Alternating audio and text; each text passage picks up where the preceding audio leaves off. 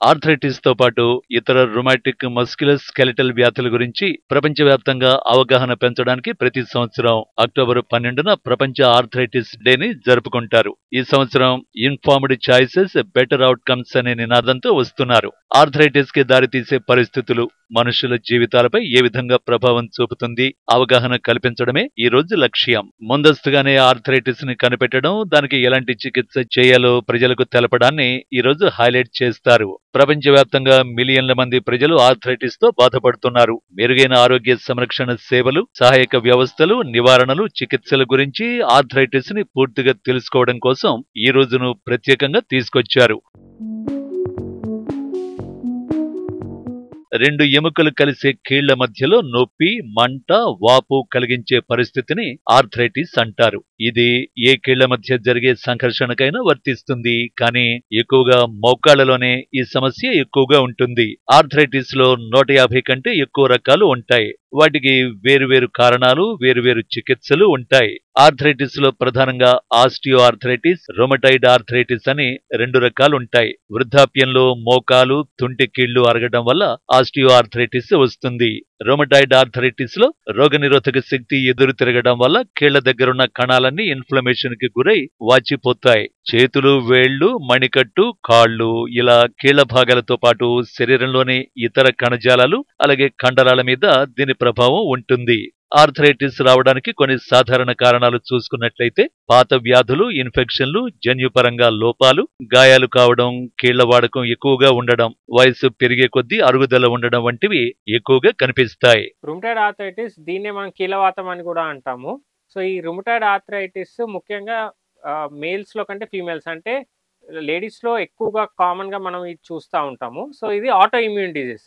Auto immune disease అంటే తన body తనకే శత్రువు. సో కొన్ని కణాలు ఉంటాయి, ఆ కణాలనే ఉన్న జాయింట్లని, మిగతా పార్ట్స్ని డ్యామేజ్ చేసే దాన్నే మనం రుమటాయిడ్ ఆర్థరైటిస్ అని మనం అంటాము.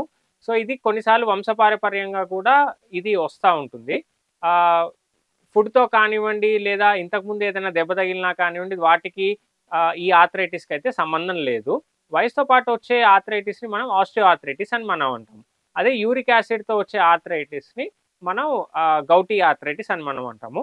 సో రుమటాయిడ్ ఆర్థరైటిస్ గురించే మనం మాట్లాడుకుంటే కనుక మాత్రం ఇది స్పెసిఫిక్గా కీలవాతంలో ముఖ్యమైన కారణం. సో ఈ రుమటాయిడ్ ఆర్థరైటిస్ మనకి తెలుసుకోవాలంటే కొన్ని రక్త పరీక్ష ద్వారా నిర్ధారణ చేసుకోవచ్చు. ఆర్థరైటిస్ లక్షణాలు అందరిలోనూ ఒకేలా ఉండాలని లేదు. మొదటి దశలో ఆకలి తగ్గడం, జ్వరం, బాగా నీరసించిపోవడం, బరువు తగ్గడం వంటివి కనిపిస్తాయి. చేతులు, కాళ్లలోని కీళ్లలో నొప్పులు, వాపులు ఉంటాయి. కీళ్లు ఎర్రగా కమిలినట్లుగా ఉండి విపరీతమైన నొప్పి వస్తుంది. ప్రత్యేకించి ఉదయం పూట నొప్పి ఉంటుంది. ఈ లక్షణాలు కనిపించినట్లయితే అది ఆర్థరైటిస్ గాని అనుమానించి చికిత్స తీసుకోవడం ప్రారంభించాలి. ఆర్థరైటిస్ వచ్చిన వారిలో కొన్ని రకాల సైడ్ ఎఫెక్ట్స్ కనపడతాయి. అవి కీళ్ల నొప్పులు, వాపు రావడం, కీళ్లు వెచ్చగా మారడం, గట్టిగా మారడం, ముఖ్యంగా ఉదయం పూట చలనాన్ని కూడా కోల్పోతారు. ఇది కాలక్రమేణా వైకల్యంగా కూడా మారొచ్చు. అంతేకాకుండా అలసిపోయినట్లుగా అనిపించడం, నిద్రపోవడానికి కూడా ఇబ్బంది పడడం వంటివి ఉంటాయి. ఆర్థరైటిస్ చికిత్సకు ఉపయోగించే కార్టికోస్టెరాయిడ్స్ చర్మాన్ని పలుచగా మార్చడం, సాగిన గుర్తులను కలిగిస్తాయి. రుమటాయిడ్ ఆర్థరైటిస్ ఊపిరితిత్తులలో వాపు లేదా మచ్చలు, శ్వాసలోపం, గురక, దగ్గు, ఇంకా ఛాతీ నొప్పుల ప్రమాదాన్ని పెంచుతుంది. సోరియాటిక్ ఆర్థరైటిస్ తో బాధపడుతున్న వారిలో 1/3 మందికి అధిక రక్తపోటు ఉంటుంది. ఆర్థరైటిస్ మందుల వల్ల కొన్ని సాధారణ దుష్ప్రభావాలు కలగచ్చు. ఇన్ఫెక్షన్లు, తలనొప్పి, వికారం, ఇంజెక్షన్ సైట్ చుట్టూ ఎరుపు లేదా అలర్జీ వంటివి కలగచ్చు. ఆర్థరైటిస్ ఏ జాయింట్నైనా ప్రభావితం చేయొచ్చు. ఆర్థరైటిస్ చేతులు, మణికట్టు, మోకాలు, పళ్ళు, పాదాలు, చీలమండలాలు, వీపు కింది భాగంలో నొప్పి ఏర్పడటం సర్వసాధారణం. గౌట్ వంటి కొన్ని రకాల ఆర్థరైటిస్ కళ్ళు వంటి ఇతర అవయవాలను కూడా ప్రభావితం చేస్తాయి.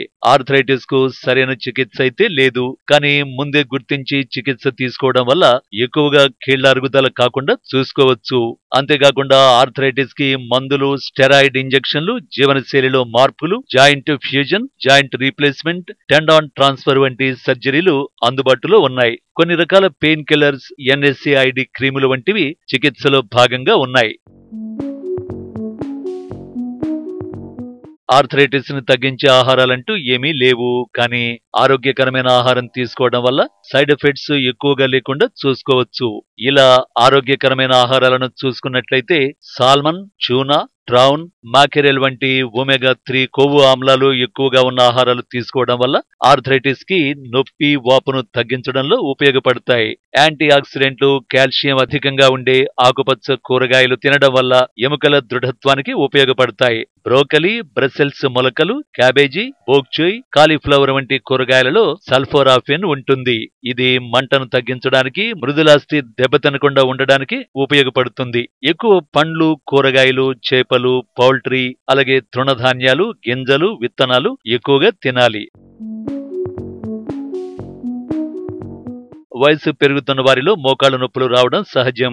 దానికి తగిన విశ్రాంతి తీసుకోవడం, కింద కూర్చోకుండా చైర్స్ మీదే కూర్చోవడం చేయాలి. మెట్లెక్కకుండా నెమ్మదిగా వాకింగ్ లాంటి వ్యాయామాలు చేయాలి. అంతేగాని నొప్పితో బాధపడుతూ కూడా పట్టించుకోకుండా ఉన్నట్లయితే అది సర్జరీలకు దారితీస్తుంది.